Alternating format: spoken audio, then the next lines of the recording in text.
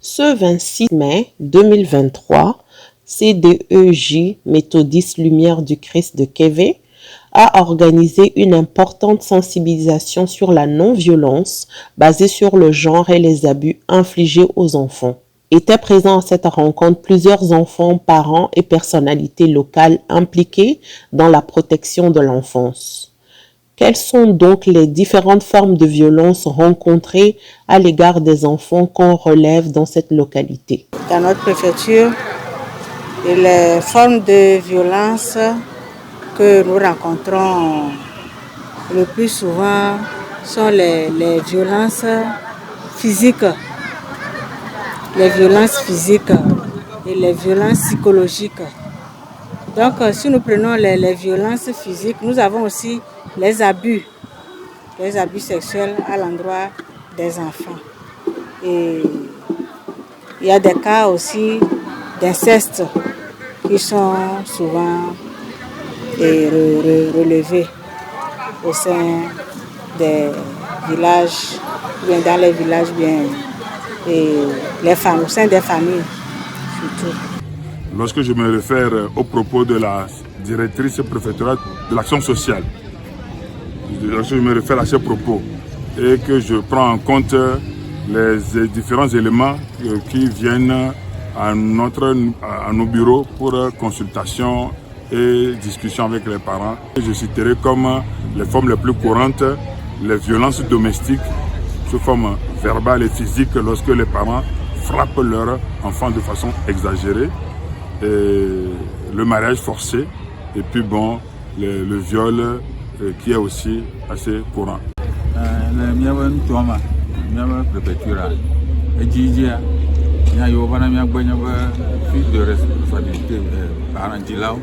Ici à Kévé, nous rencontrons très souvent des plaintes de la part des femmes qui accusent leurs époux de fuir leurs responsabilités. Ainsi, certains enfants se retrouvent sans le nécessaire pour étudier. Ces affaires finissent parfois à la justice ou aux affaires sociales qui font de leur mieux pour trouver un dénouement au problème.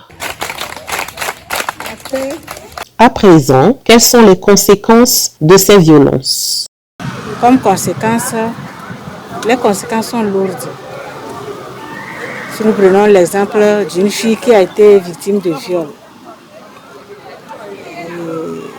cette cicatrice-là, elle est vraiment profonde parce que psychologiquement, elle est atteinte. Et maintenant, les humiliations de gauche à droite, les propos des uns et des autres, les regards, ça pèse vraiment sur la victime. Donc bref, nous avons des cas de violence que nous rencontrons tous les jours que Dieu fait. Il y a les cas de négligence aussi. Comment sont traités les cas d'abus à l'encontre des enfants et comment poursuivre la lutte pour éliminer ou diminuer ce phénomène? Nos actions phares sont la protection de l'enfance et dans la protection de l'enfance, nous intervenons dans les violences basées sur le genre. Par rapport à nos actions, nous travaillons avec la direction préfectorale de la santé, avec la commune et avec les chefs traditionnels. Et quand je parle des chefs traditionnels, les chefs de quartier, le chef canton, nous travaillons ensemble avec eux et avec la gendarmerie et le commissariat. Ce que nous venons de vivre tout à l'heure, comme vous le savez, c'est une association qui a regroupé la chefferie, les chefferies de la commune AV1, les parents, papa, maman, et les élèves, nos enfants, qui sont regroupés en ma présence, en présence d'autres services associatifs pour pouvoir sensibiliser les enfants, sensibiliser les parents. Donc c'est notre première forme d'intervention pour pouvoir réduire ces activités.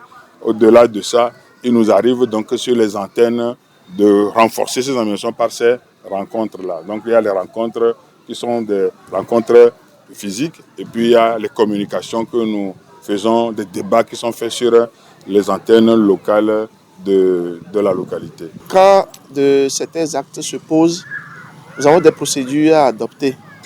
Nous discutons d'abord avec le parent qui amène le problème et après nous donnons des pistes de solution à ces parents-là.